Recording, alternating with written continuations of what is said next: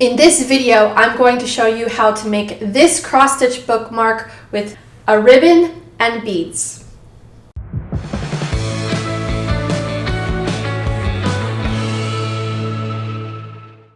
Hi there, this is Sarah with the Notorious Needle, and I want to empower you to break the rules of conventional cross-stitch so you can make whatever you want. A couple of things that I really like about making a cross-stitch bookmark this way is, number one, all the edges of the fabric are tucked in, there's no fabric glue. And number two, it's quite firm and there's no starch used. For this bookmark project, you'll need fabric, a pattern, embroidery floss, embroidery scissors, you can also use fabric scissors, a tapestry needle to stitch your cross stitch, an embroidery needle, a beading needle, both of these are optional, ribbon, and beads. Both of these are optional as well, an iron and an ironing board. You want to choose a cross-stitch pattern that is longer than it is wide. For this example, I'm using the Love is Love pattern that started with the We Believe stitch along, and as of July 2021 will be available as a separate pattern.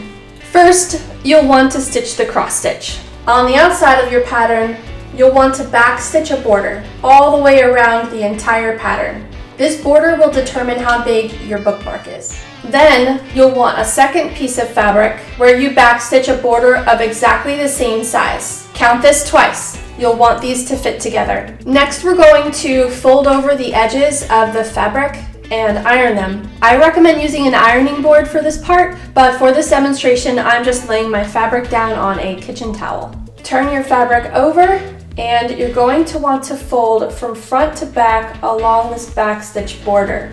And see that it overlaps the middle of the pattern. The middle of the pattern is the center of this heart right here, and it overlaps. Now when I fold the other side over along the backstitch border, these two pieces overlap.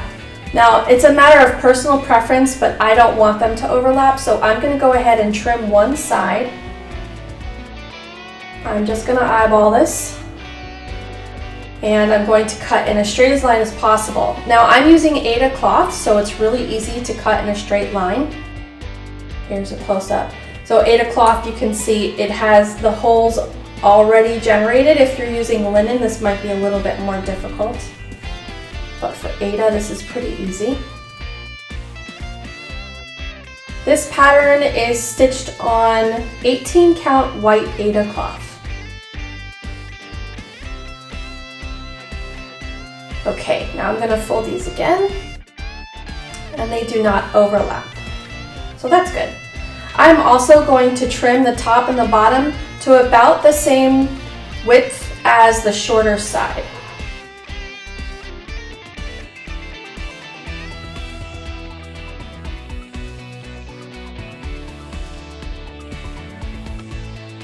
Okay, now I'm going to go ahead and fold these two sides, and I'm going to iron it. Make sure you set your iron to the proper setting for the fabric that you use. I'm using Aida cloth, so mine is set to a cotton setting. Nice and steamy. Okay, so this fold isn't quite where I want it, so I'm going to press with my fingers. This fold, there's a little bit of extra edge here, and it's not quite pressed enough, so I'm going to try and get it where I want it with my fingers, and then I'm going to re-iron that side. Now I'm going to fold the top down, making sure that I'm getting along that back stitch border here. Iron it there as well. Flip it over, and do the same to the other side. Okay, that will be about the size of my bookmark. Now I'm going to do the same for this other side.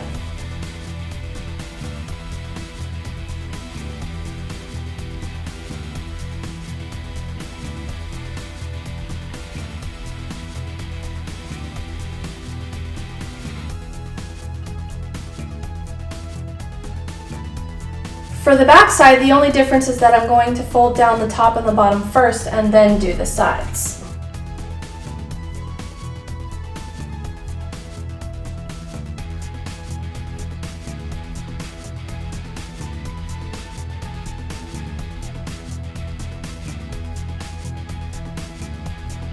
These two sides are ready to be stitched together.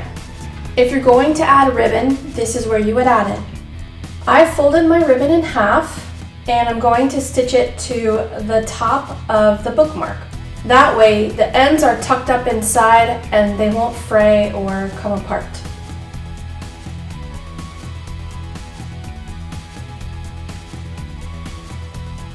I am using the embroidery needle to attach the ribbon. You need an embroidery needle because you need the pointy tip to get through the ribbon. First, I'm going to anchor my thread to the inside of the bookmark.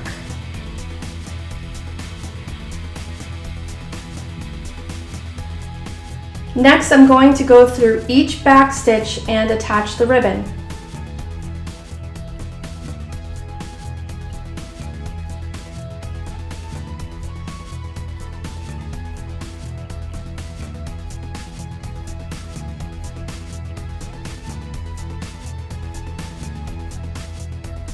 I am carefully placing my needle through a back stitch, through the ribbon, and then through another back stitch.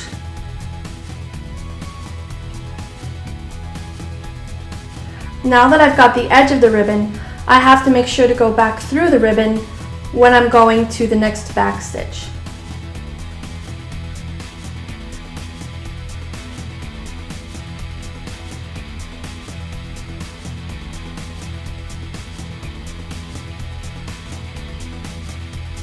As you stitch, try not to catch any of the Aida cloth in your stitches. Try to only catch the back stitch.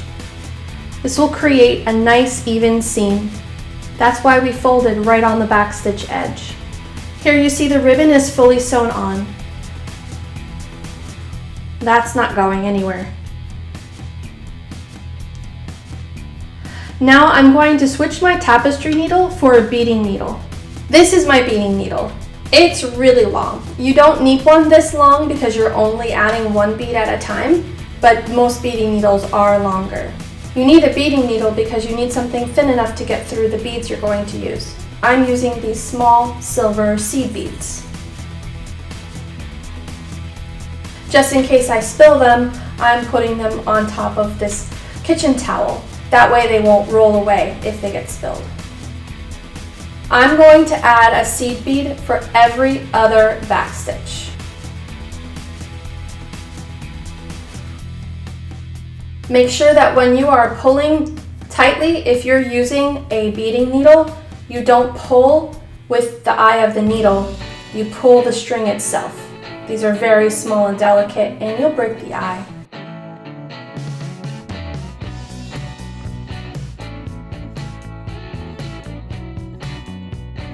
One down, 100 to go.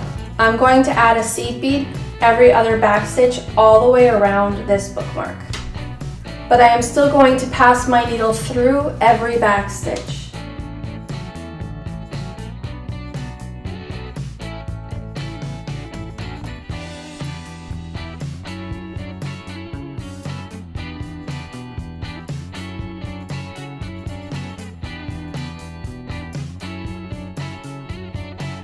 I've gotten to a point where my thread is short and I need to bury it, so I wanted to show you how to bury the thread. If you find this difficult with a beading needle, you can go ahead and thread your tapestry needle. I'm going to go under the stitches.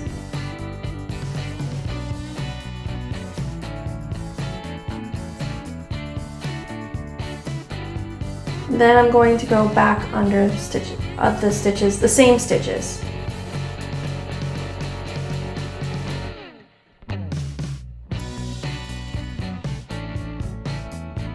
And it is completely invisible from the outside.